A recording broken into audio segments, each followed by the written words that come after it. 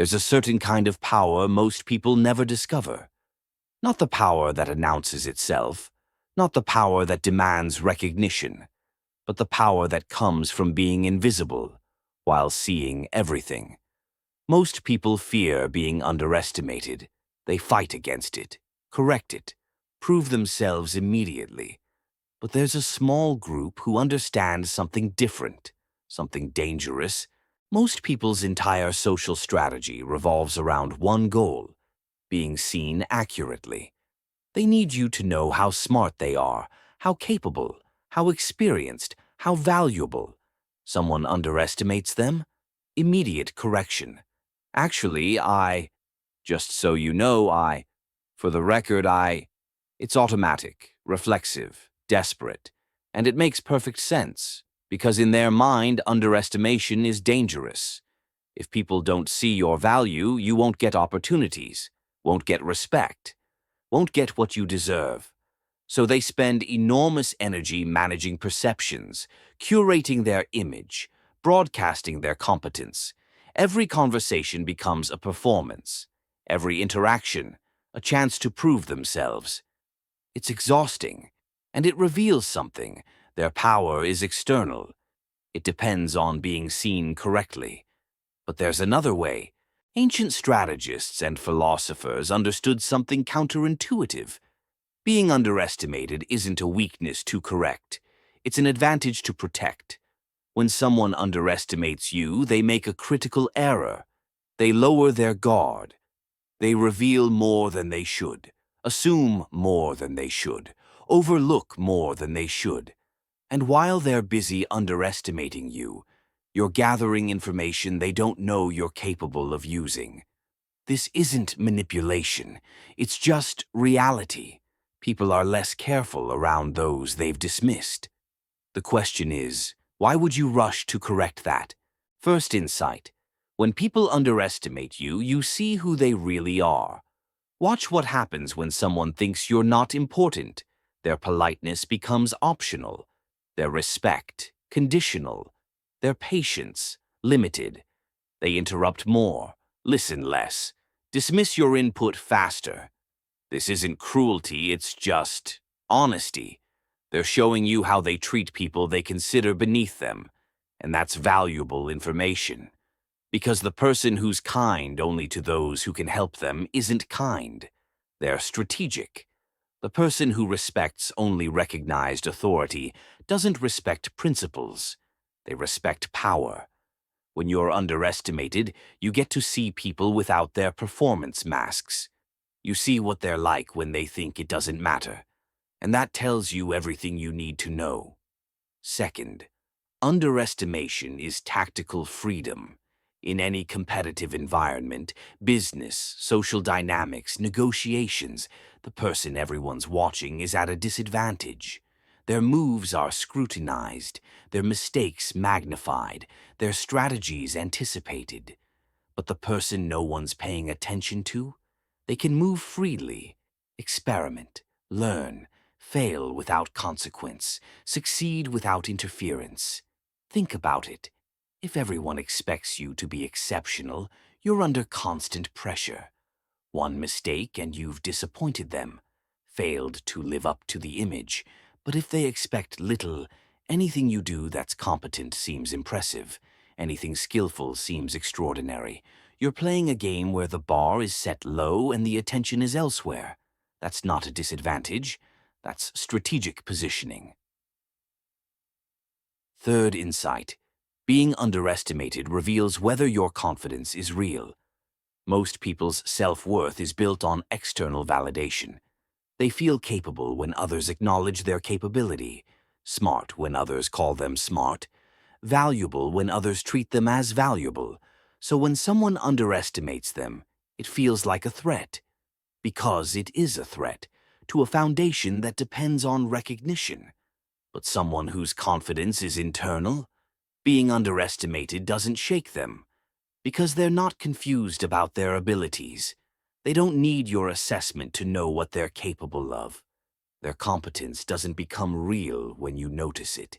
It's real whether you see it or not. So when you underestimate them, Nothing changes for them, only for you. You've made an error in judgment. They've gained information about your judgment, and they remain exactly who they were. Fourth, underestimation is a filter for genuine connection. The people who value you only when they recognize your status, skill, or utility aren't your people. They're transactional. They'll be there when you're useful, gone when you're not. But the people who see you clearly, even when you're underestimated by others, those are rare. They're not impressed by surface signals. They're reading deeper. And if you spend all your energy correcting everyone's underestimation, you'll attract the wrong people. You'll collect a crowd of those who only showed up after you proved yourself. But the ones who saw you before, you'll miss them because you were too busy performing for the crowd. Final insight. Demonstration is more convincing than declaration. You can tell someone you're capable, or you can show them through action. One is forgettable, the other is undeniable. When you let yourself be underestimated and then deliver results that contradict that underestimation, the cognitive dissonance is powerful. They have to reconcile what they assumed with what you demonstrated. And that reconciliation, it rewrites their perception more deeply than any amount of self-promotion ever could. The person who talks about how smart they are is easy to dismiss. The person who everyone underestimated and then solved the unsolvable problem. Unforgettable. Not because they announced their intelligence, but because reality forced everyone to see it. Now, a critical distinction. Allowing yourself to be underestimated is not the same as undervaluing yourself. You know what you're capable of, intimately. That doesn't change based on others' perceptions. Accepting mistreatment. Being underestimated doesn't mean tolerating disrespect or abuse. You can be strategically quiet and still have boundaries, never demonstrating competence. The point isn't to hide forever. It's to choose when and to whom you reveal your capabilities. Fishing for validation by playing small. That's just ego in disguise, needing people to be impressed when you finally show what you can do. The psychology of being underestimated only works if your foundation is genuinely internal. If you're doing it to prove something later, you're still controlled by external validation. Just on a delayed timeline. The power comes from genuinely not needing the correction, from being so secure in what you are that others' misperceptions are irrelevant. So what does this look like in practice? Someone assumes you don't know something. You don't correct them unless it's necessary for the task at hand. You just know what you know. Someone overlooks you in a meeting. You don't fight for attention. You wait. And when you speak, you make it count. Someone treats you like you're inexperienced. You let your work speak. Not your resume, not your credentials, your results. Someone dismisses your input. You don't argue. You note it. And when your approach proves correct, you don't say, "I told you so." You just continue. This isn't about being passive. It's about being strategic. It's about understanding that your value doesn't require an audience to be real, and that sometimes the most powerful move is to let people underestimate you until the moment it matters. The psychology of being underestimated is simple.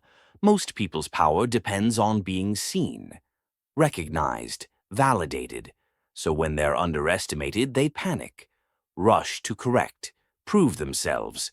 But there's another type of power, the power that doesn't announce itself, doesn't need applause, doesn't require acknowledgement to be real. It just is. And when you have that, being underestimated stops feeling like a problem. It starts feeling like privacy, like strategic positioning, like information you didn't have to pay for.